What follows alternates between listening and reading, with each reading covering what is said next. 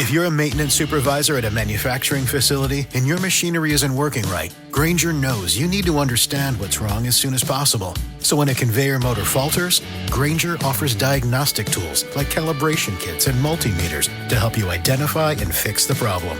With Grainger, you can be confident you have everything you need to keep your facility running smoothly. Call 1-800-GRAINGER, click Grainger.com, or just stop by. Grainger, for the ones who get it done. Hello, my name is Kevin Tudor, and I'm one of the three hosts of Almost Major, a film podcast dissecting many major indie studios and the films they release. Every week, myself, Charlie Nash, and Bryden Doyle discuss overlooked, forgotten, or bona fide classic indie films via studio-specific miniseries. We've previously covered numerous films from Artisan Entertainment, Lionsgate Films, and New Line Cinema. Titles including The Blair Witch Project, American Psycho, Dogville, But I'm a Cheerleader, Saw, Requiem for a Dream, and Ringmaster, you know, the Jerry Springer film. Anyways, we have a fun time every week and we hope you will join us. Subscribe to Almost Major wherever you get your podcasts. Now proudly a part of the Someone's Favorite Productions podcast network.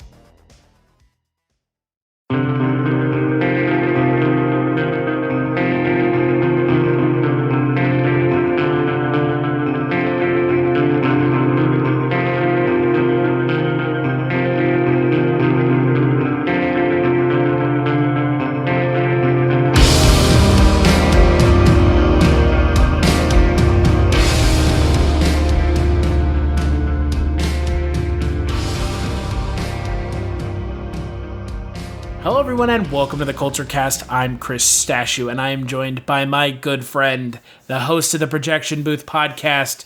He's the world-renowned podcaster extraordinaire, Mr. Mike White. Konnichiwa. Oh my god, konnichiwa indeed. And on this Kulturecast, we are kicking off Samurai September, a theme that Mike, you suggested, with a look at the samurai black comedy Kiru, otherwise known in English, Kill!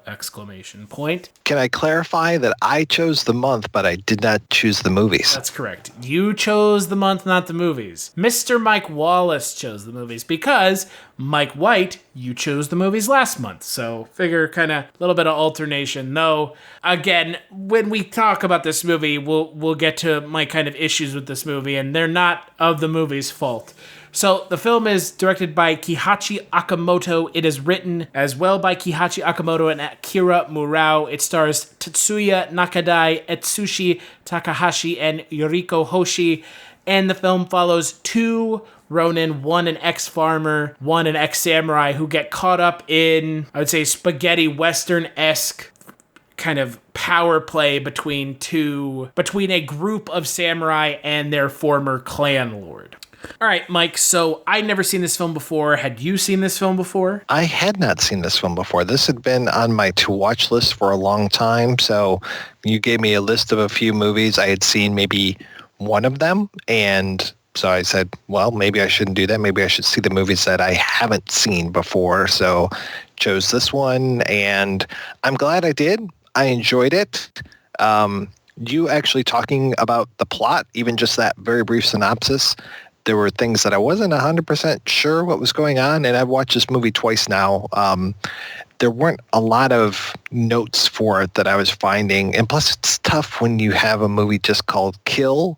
Yeah, it's so tough to find, like to Google that kind of stuff. So even though I was looking for Kiru 1968, it was still difficult. Even last night I was like, are we watching the 1968 version or are we watching 1962's Kiru, which is also known as Sword of Destiny? So I'm glad that you set me straight. I'm glad we both watched the same movie because that would have been really embarrassing. Yeah, no, this movie is really hard to follow, almost kind of infuriatingly so, but I kind of buried the lead with something that bothered me from the outset from this movie, and this is partially, I would say mostly my fault. I had never really seen very many samurai films, so this film is very much like a kind of like a comedic exploration, almost verging on parody of samurai films in the samurai genre, and not having been very familiar with the samurai genre, a lot of the kind of aping and kind of genre comedy that they employ went right over my head. because I don't have a whole lot of experience with the genre. It's like, this is going to be a really kind of lowbrow comparison, but it's like watching Scary Movie and having never seen Scream. But it's very similar. I mean, you know, you'll find it funny, but you're not going to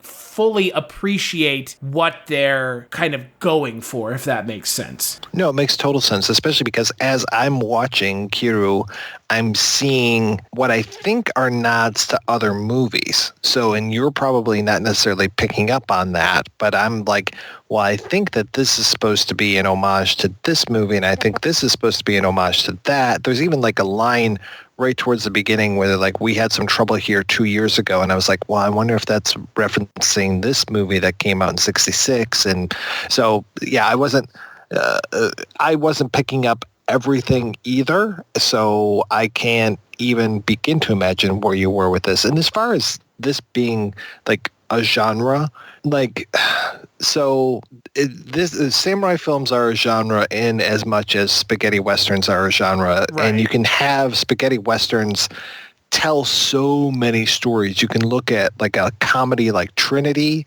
or you can look at something that's kind of more of a darker comedy, which really isn't supposed to be that funny, but like Django, or, you know, something outrageous like a Sabata or something. So there's so many different ways that you can bounce against those conventions, and this is the same thing where there's ways you can bounce against the samurai conventions, and that's why things like Yojimbo and Fistful of Dollars play so well, that they can both be in similar universes, even though one's in Japan and one's ostensibly in the United States. Yeah, and that's, again, the thing is, like you said, I mean, this, you know, the samurai genre, it's more of a subgenre of film, right? I mean, I think we can both agree on that. It's a subgenre. It's not its own kind of standalone thing, because it marries certain parts of other genres, drama, action. And so, again, it's just I have no problem admitting I've never even seen Seven Samurai. Never. Mm-hmm. I've never seen Yojimbo either. I mean, I've seen A Fistful of Dollars, which, like you said, is essentially the same movie, just the Western version. Right. But I've never seen the source material, and when I came to a film like Kiru, all I could think is man, it's just completely going over my head. I mean, there are some good performances. Atsushi Takahashi is quite good. I think he carries the film along with Tatsuya Nakadai quite well. I think they play off of one another pretty well. I think they're both pretty funny, especially Atsushi, who is playing this ex-farmer kind of lughead, and Tatsuya plays the kind of, I think the Genta character, it's supposed to be making fun of Yojimbo, right? That's kind of what it's going for. Well, yeah, Yojimbo that's already a comedy, so I don't know if it's necessarily making fun of Yojimbo, but it's definitely making fun of the idea of the samurai and him wanting now to be a Yakuza because samurai life wasn't for him. It's an interesting term. Like, one of them wants to be a samurai desperately and was the former farmer.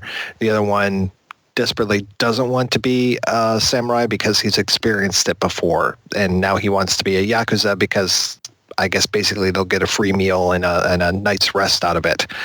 So yeah, it was interesting to have that dichotomy of these two characters, but they both start in literally the same place, the same city, the same empty belly, the same line of like, don't yell at me, it jostles my stomach. Both of them going after this chicken that's in the city. So they start on the same place, and the way that their stories diverge and then reconverge as we go along is kind of a nice storytelling way of doing it, and that we care for both of these protagonists almost equally, and they both have their own weight to them as far as their backstories. Like, we don't know that the one guy was a farmer until about midway through. We don't necessarily know that the other guy was a samurai until around the same time, and they both have their reasons for obfuscating their past. Well, and the other thing about these two characters is it honestly feels like they both walked out of different movies and just happened to meet. Right, I mean, you have the character of the ex-farmer who wants to be a samurai, which he could be the star of his own movie. And then you have the character who is the ex-samurai who is now a Yakuza member, who's also just kind of like a wandering vagrant, and he could be the star of his own movie. and they both meet in this movie. And I think that that's one of the kind of more clever things that Murao and Okamoto do with the script, is that they play off of what I'm assuming, again, to be conventions of the genre, and essentially mashing these two characters up against one another. It'd be like having The Man with No Name and Django in the same movie. I guess to your point, it's almost like having Toshiro Mifune from Seven Samurai and Toshiro Mifune from Yojimbo meeting in the same film. Because in Seven Samurai, he's a farmer who doesn't want to be a farmer and kind of pretends to be a samurai, and he's the crazy one. And that's why he desperately hates the farmers who are weak and who are asking the Seven Samurai for help.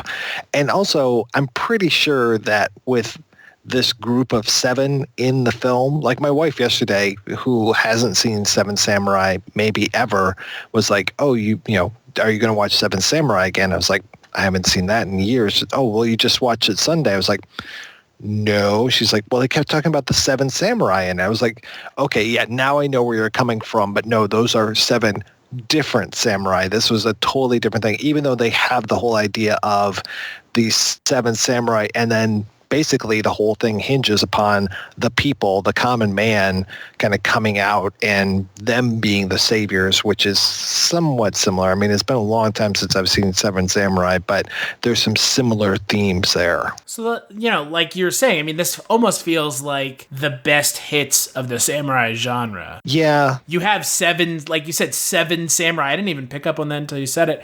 You have seven samurai in this movie, but they're not those seven samurai. They're another different set. But it's not a coincidence that there are seven of them. It's not. No. And even those guys, they kind of reminded me of like the 9 younger samurai from Senjuro that Yojimbo is trying to basically take under his wing, or like keep them from being killed. And there's this whole, again, the code of the samurai, and they're very into the code, and Yojimbo's just like doesn't give a shit kind of thing, which is very similar to like Genta in this movie, when the guy comes up and he introduces himself. You won't see the engineer that slams the Nissan Rogue's door 13,920 times.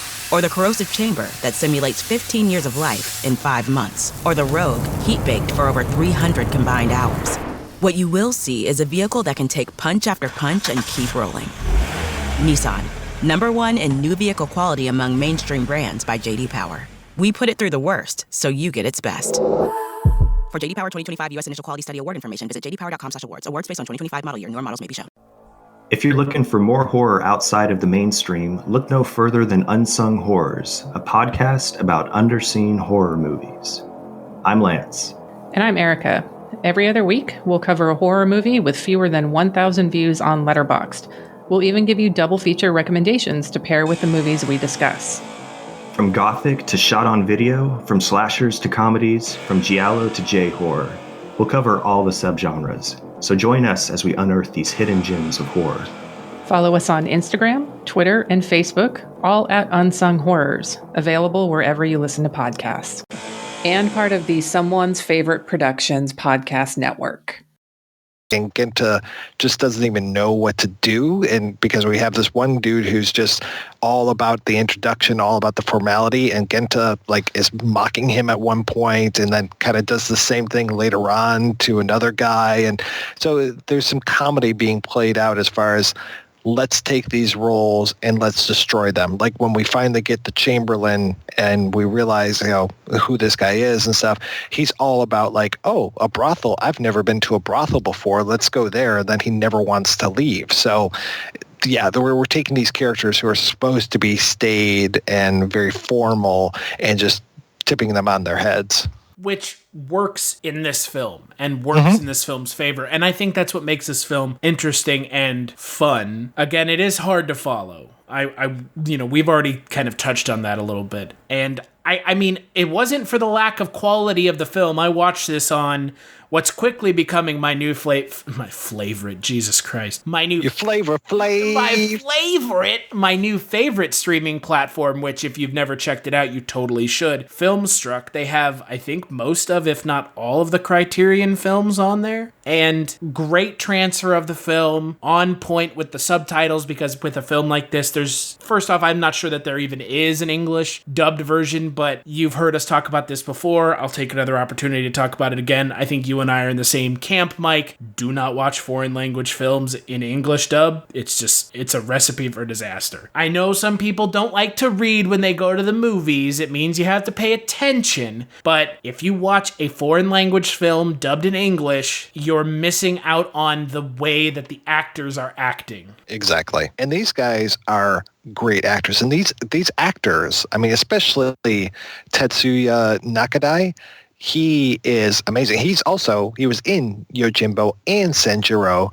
And there are times where I forget that he is the same dude from those movies, just because the way he holds his face, the way he acts is so different. And this guy's been around. He's still working, and he has just been in some classic films.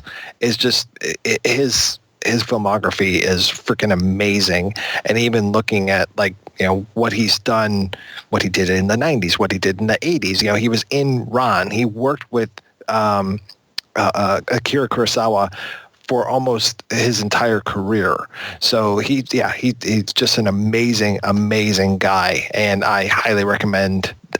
I wouldn't have necessarily picked this as your entree into the world of the samurai. I would have picked something more standard first, and then had this be kind of like, after you've seen what the conventions are, now let's see it lampooned. Yeah, well, and that's the thing. Again, I mean, no fault of anyone other than myself. I should have really researched ahead of time, but I just assumed, and you know what they say about assuming, that this was an okay choice for the first film. And honestly, I mean, this is the equivalent of being tackled into the deep end of a pool. You're not given a life preserver. You're essentially thrown into the deep end of the pool and told, hey, float. Because, again, I missed out on probably more than 50% of what makes this film a true parody and kind of send-up of samurai films. And it'll take me watching it again after I've seen some samurai films to really catch everything. I mean, again, a lot of the character conventions and the tropes, those are easy to spot just with a baseline knowledge of Seven Samurai, Yojimbo, films like that. I mean, that's a baseline knowledge of those. You can apply that to this, but having more of a in-depth knowledge of samurai films probably would have helped with this film. Not probably, it totally would have helped with this film. Yeah, and even though, Seven Samurai is kind of like the default to go to, it's a good starting place for a lot of folks. And Seven Samurai was 1954, and this movie's 1968. So we're already so far past where Seven Samurai was, but Seven Samurai was very revolutionary, and especially the way that Kurosawa already is playing with form in that. I mean, that's not Kurosawa's first movie. He had been making movies for a long time before that, but that really helped put him on the map as far as redefining and creating the samurai genre. And then even when we get to Harakiri in a couple weeks here, I mean, that's 1962. So you're already so many years far removed from Seven Samurai, but I think starting almost more in chronological order would have done you a little bit better this month. But again, nobody's fault. And then when you see Harakiri, you'd be like, yeah, this is probably more of the serious samurai film.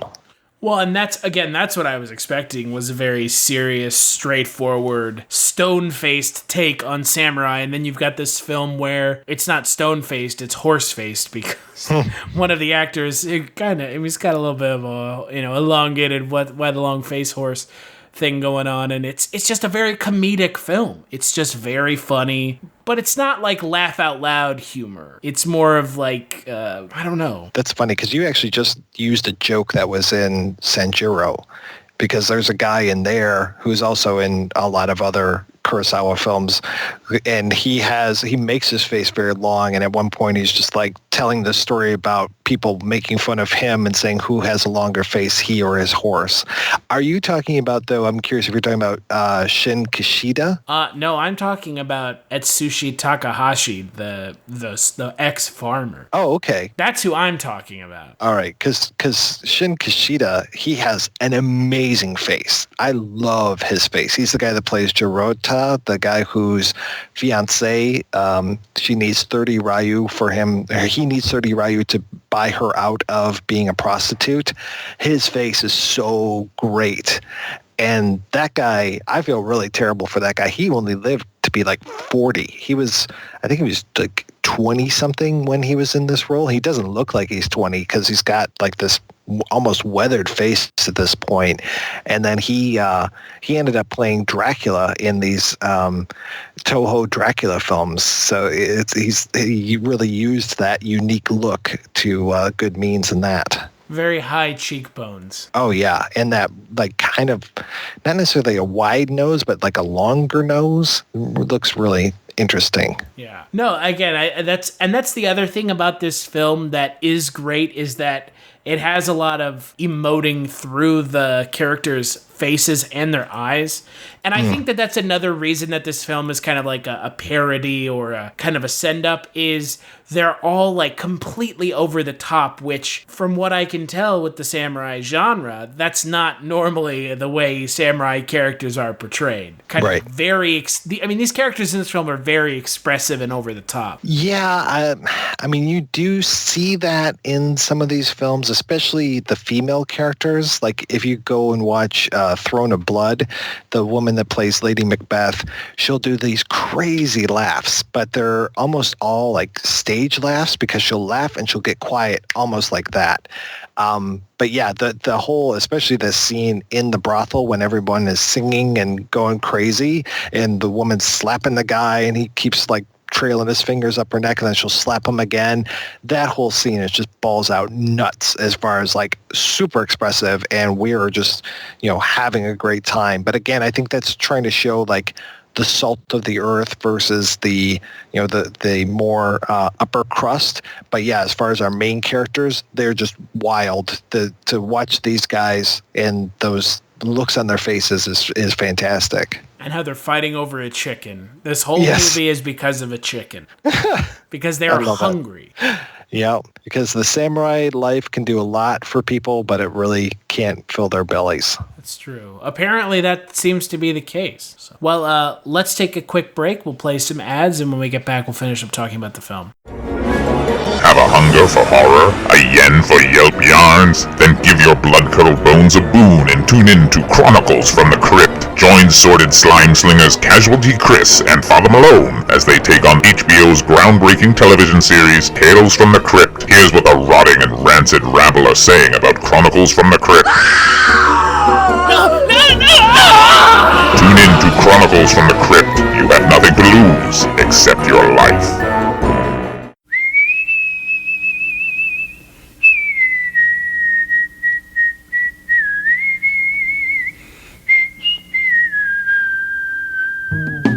Who is Carl Kolchak? He's a reporter. Now that is news, Vincenzo. News! And we are a news paper. We are supposed to print news, not suppress it. With the INS. What's an INS? Independent news service, sir. Founded in 1904 by Enrico Paluzzi. Who seems to have a nose for the strange and unusual. Well, last year in Las Vegas, I uncovered a series of murders that turned out to have been committed by a vampire. And what is the Kolchak Tapes? It's a podcast. All about Carl Kolchak. What's a Kolchak? The Night Stalker. And where can you get it? On iTunes, Stitcher Radio, and at www.kolchaktapes.com. As foolish a game as any that Gory the Ghoul could make up.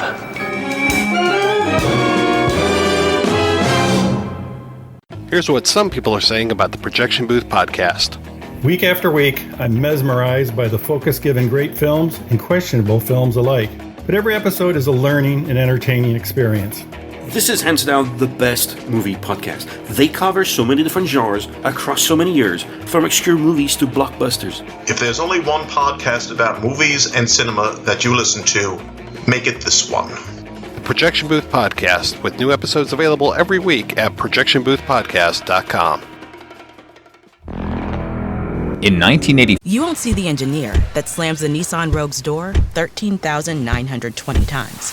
Or the corrosive chamber that simulates 15 years of life in 5 months. Or the Rogue heat-baked for over 300 combined hours. What you will see is a vehicle that can take punch after punch and keep rolling. Nissan, #1 in new vehicle quality among mainstream brands by J.D. Power. We put it through the worst, so you get its best. For J.D. Power 2025 U.S. Initial Quality Study Award information, visit jdpower.com/awards. Awards based on 2025 model year. Newer models may be shown. Have you ever wanted to dive deeper into the horror movies you love? Beyond the Blood is a horror podcast for fans who want more than just surface-level screams. We do deep dives into the movies that shaped us, digging into director commentaries, behind-the-scenes stories, deleted scenes, and the special features that most people skip. Each episode is a love letter to the genre. We break down how these films were made, the creative risks that paid off or didn't, and the lasting impact they've had on the genre as a whole. From 70s slashers to modern nightmares, we celebrate the craft, chaos, and characters that keep us coming back. If you're the kind of fan who rewatches movies with the commentary on, or you simply grew up in the video store horror aisle, the Beyond the Blood podcast was made for you. New episodes every single week. Subscribe, let's dig deep. Welcome to the Beyond the Blood podcast.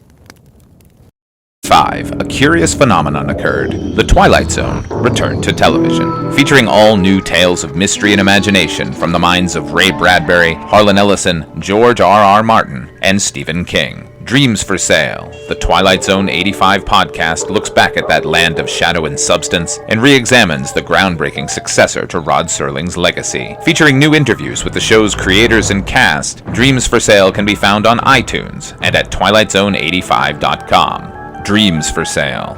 We'll be waiting for you in the Twilight Zone. All right, we are back and we are finishing up talking about Kiru. So I'm curious, Mike, because you have seen samurai films. Outside of, watching this twice now, would you consider this to be a good kind of example of samurai films, or is it kind of like a weird standalone thing that kind of does some interesting stuff but isn't necessarily a straightforward samurai film? No, it's not straightforward. We've talked about that. It's not a staid samurai film. You're going to watch Lone Wolf and Cub next week. And Lone Wolf and Cub is, the characters in that are very stone-faced, especially Ogami Ito is very, very stone-faced throughout the entire film. So he's not showing those emotions that we're seeing from the characters in this movie. But then you get to the violence, and the violence is absolutely fucking crazy when it comes to that. The violence in this one, not so much. We see some arms coming off, a finger coming off, those kind of things, but we've already gotten that. Again, I think that was kind of a reference to Yojimbo as far as the arm coming off. But, again, like samurai films can be so different that you can have funny samurai films, you can have adventure samurai films, you can have freaking pirate samurai films, you can do all of these different things with the samurai genre that I don't think there's necessarily a typical samurai film. So this one is more in the comedic vein, I suppose. And to that end, I think that this does a really good job with that. I didn't groan while I was watching this. And luckily, I don't know if you're familiar with Italian comedies, and I would not recommend doing an Italian comedy month. Like, those movies always make me groan because they're just so silly. I have yet to, knock on wood, see a very silly samurai film. Well, I grew up in an Italian household, so my life is an Italian comedy, so I don't necessarily need to go watch one.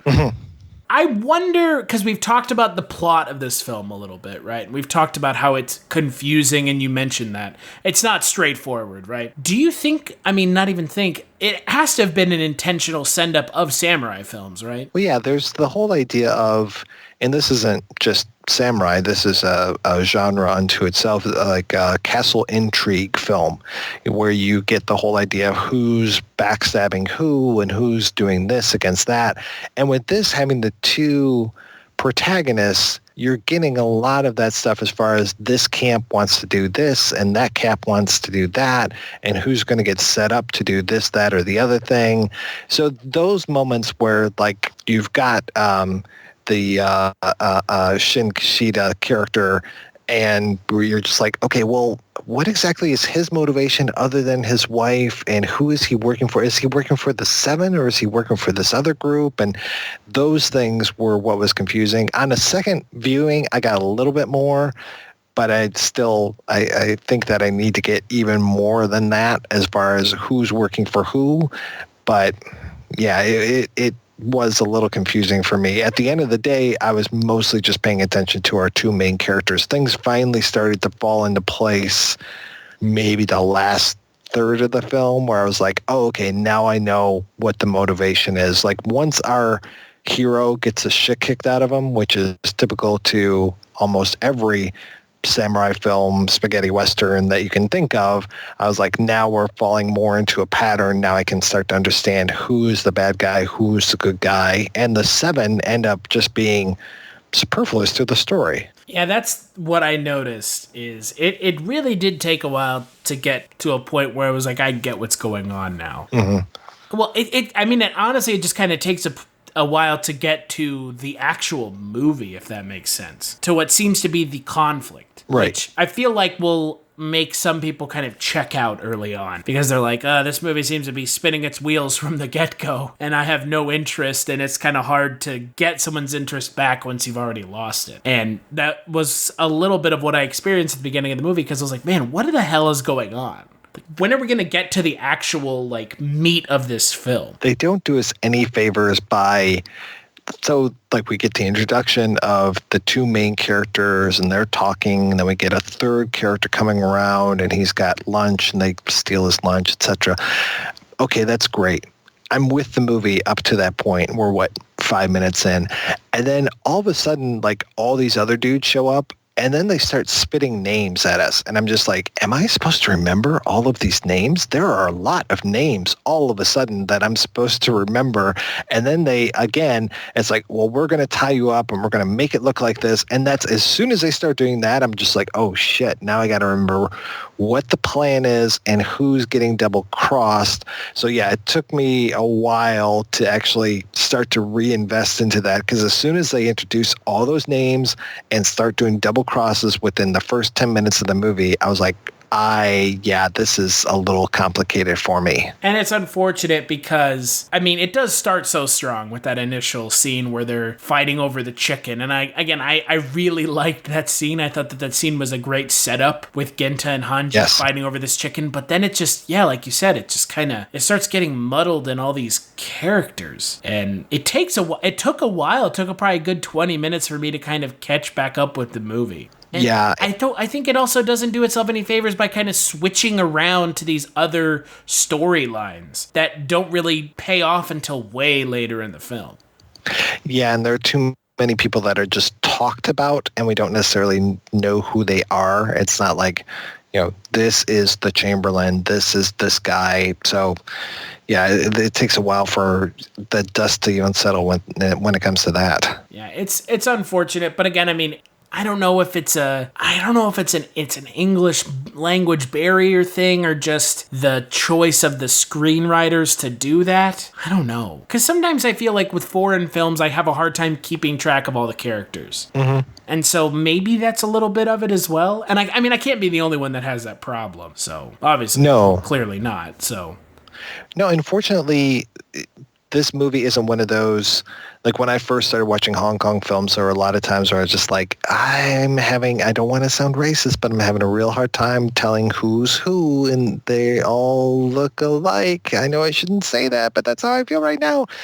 Luckily with this movie, everybody has such a distinct look, or at least our two main characters have a very distinct look, that we don't have to worry about mixing those guys up. When it comes to the bad guys, I was like, okay, I'm pretty sure this is the same dude from the last scene or 2 scenes ago. So I was able to keep those guys straight. It was just, the names was like, okay, wow, I'm a little overwhelmed here. Well, and the other thing that doesn't help, and this is something that I've used in the past with foreign films, is being able to look up the full plot somewhere and kind of go back to it to kind of check yourself to make sure, okay, I did understand what was going on, which sounds stupid, but at the same time, it can be helpful with a film like this.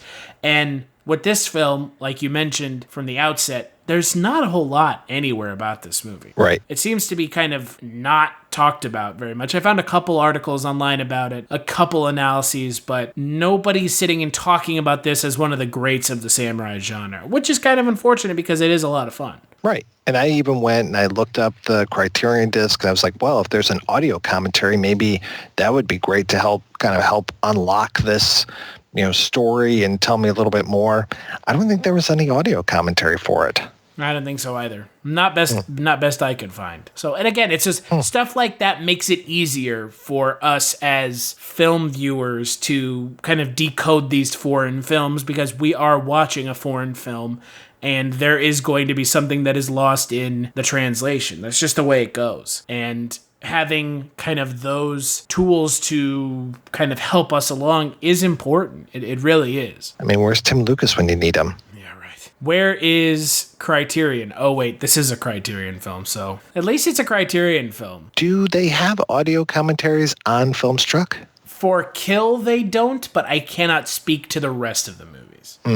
Okay. So for Kill, all they have is the trailer. Okay. But, I mean, there is a special features button, but I'm not sure it's a special... it might be just like a special features off the DVD, not the commentary track. Which is unfortunate because, like, one of the reasons I own Criterion versions of movies is not only because most of the movies that I own on Criterion are near impossible to find in a good quality elsewhere. It's also because I want to have all the commentary tracks. Yeah, exactly. And I know there's commentary galore on Sanjuro and Yojimbo and Seven Samurai, so yeah, it's kind of a shame that it's not on this one. Yeah, it really is because this film almost like screams needing a commentary. It really does. It really needs it. Yeah. It would have been nice, or at least even just like a little cheat sheet kind of thing to be like, and this guy is this person, and yeah, but whatever. Well, I do want to mention the score because the score is also by the same guy who gave us the score for Yojimbo and Senjuro, Masahiro. I can't remember his last name, Sato, and I really liked the score for this one as usual. And this one, again, we're quite a few years away from where we were with Yojimbo and Sanjuro. This feels like it's speaking more to the spaghetti western. You won't see the engineer that slams the Nissan Rogue's door 13,920 times. Or the corrosive chamber that simulates 15 years of life in 5 months. Or the Rogue heat-baked for over 300 combined hours. What you will see is a vehicle that can take punch after punch and keep rolling. Nissan.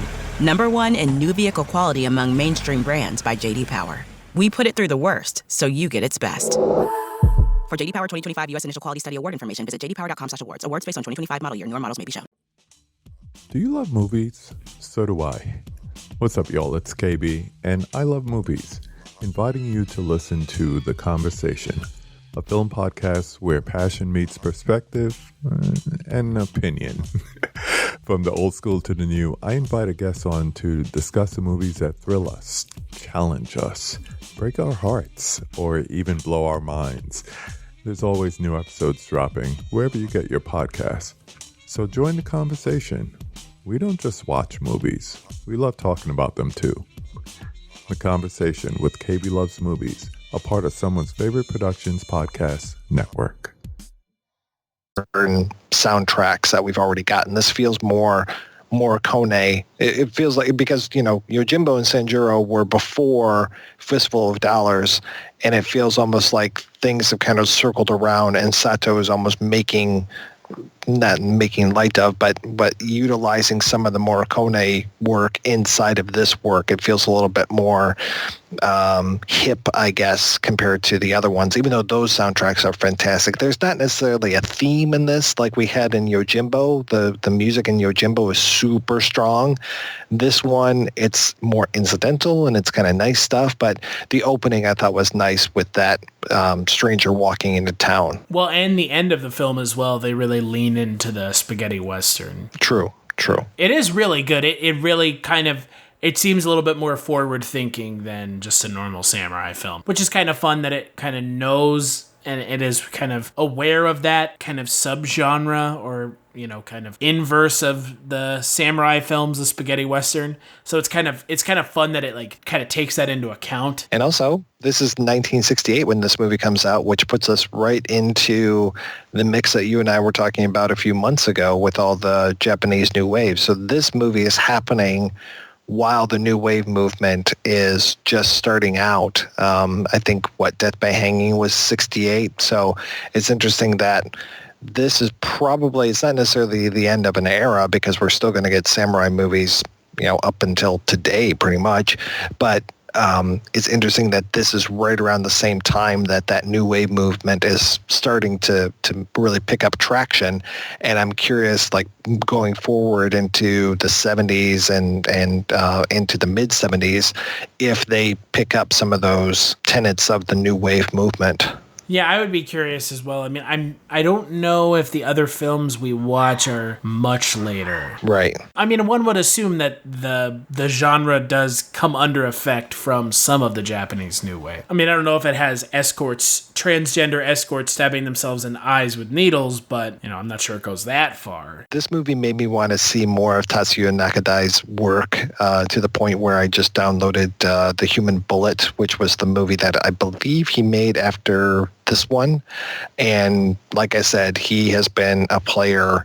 He even makes an appearance on those Criterion discs for Yojimbo and Sanjuro. So he's still looking great and doing a good job. And even, he's as somebody to watch and somebody who's a real pleasure to watch. Yeah, I mean, he really holds the film together, and I really like his performance. I mean, you know, he carries the film along with Etsushi Takahashi, but I would say the film probably towards the end really focuses more on Tatsuya Nakadai than anyone else. So, and again, I mean, they're characters that you're meant to root for, and they are the heroes of the film, and like you said, they're really great. Both of them are fantastic. And I'm looking forward to seeing Harakiri because I think he's our lead character in that as well. Then I too am looking forward to it, even more so than before, obviously. So, what would you give this film out of 5, Mike? Out of 5, I'd give this, even though, like I said, I had trouble understanding it the first time around and even the second time, I'd still give it a 4 out of 5. I thought it was a very solid film. Yeah, I would give it a 4 out of 5 as well. I mean, you know, same issues, kind of hard time following it. And, you know, as someone who watches a lot of movies like yourself, I was really worried going into this podcast that it was going to be you saying you understood the movie and me being like, I was completely confused in parts. So I'm glad in a way that you and I were both on the same page as to like being kind of lost at points with the movie, only because it makes me feel better that it wasn't just me, if that makes sense.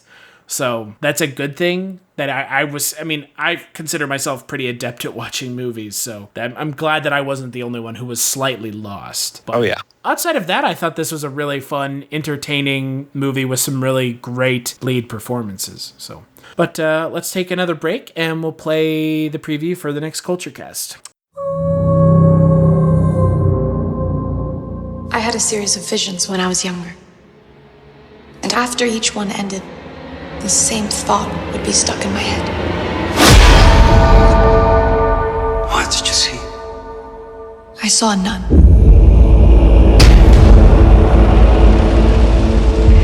Word of my visions reached the church, and I was asked to accompany a priest to an abbey in Romania. The abbey has a long history. Valak. Not all good. What? Finley came down. Callahan's here.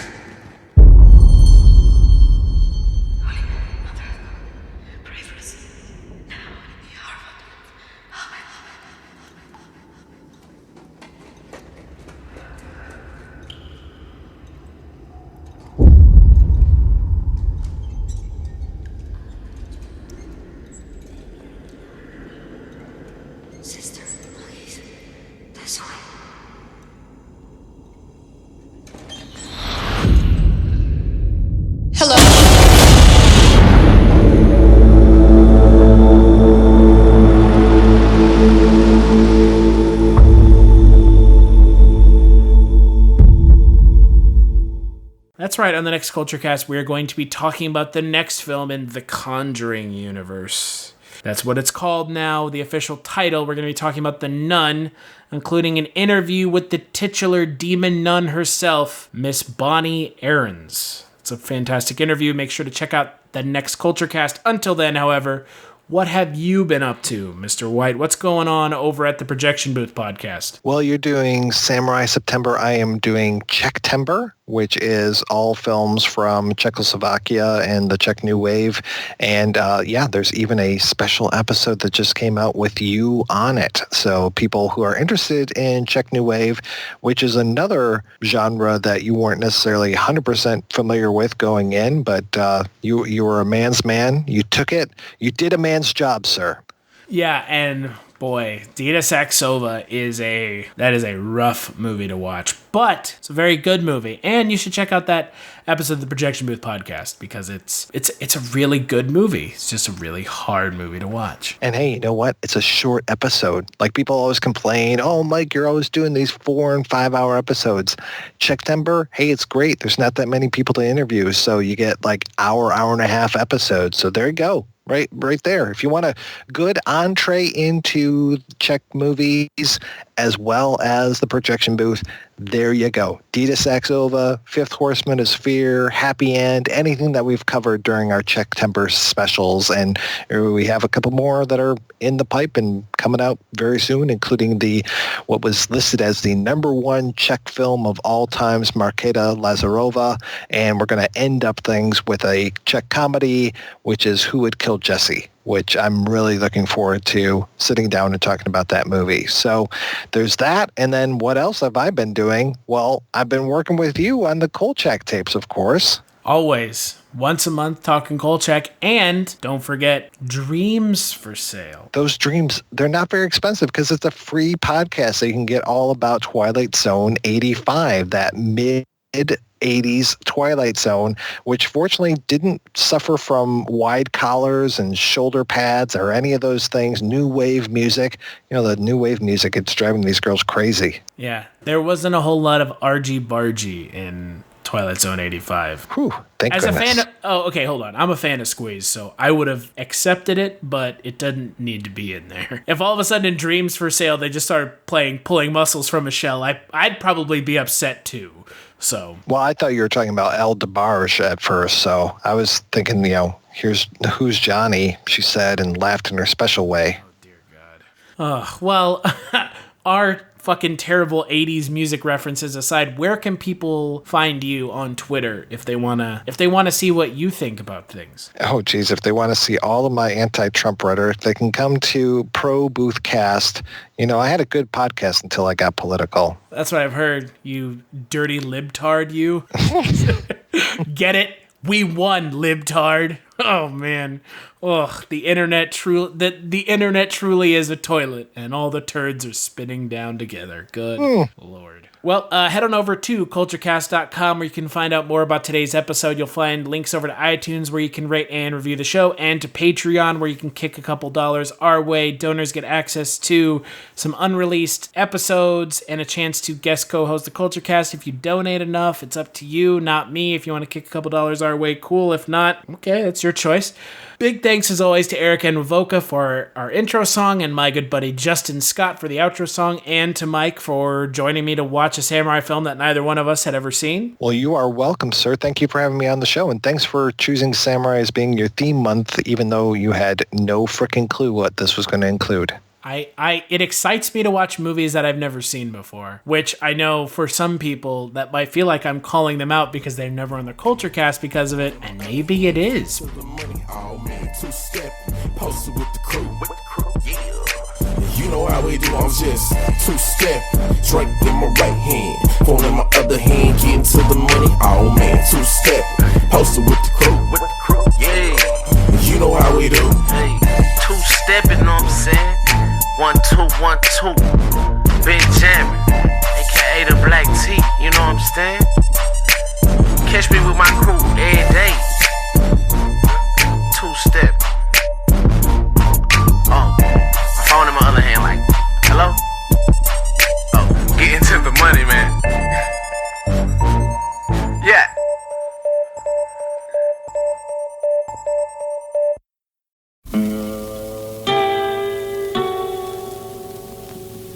Hello, filthy movie lovers. My name is Gentry Austin. And I'm Casey Scott. And we're the hosts of the Sin Syndicate, film podcast for something weirdos, anti-criterion bros, and Joseph Sarno aficionados. Join us semi-weekly as we peer into the adults-only theaters and sticky-floored cinemas of the golden age of sexploitation, when the morals were loose, the laws were murky, and the intercourse was all simulated. Find us now on the Someone's Favorite Productions podcast network.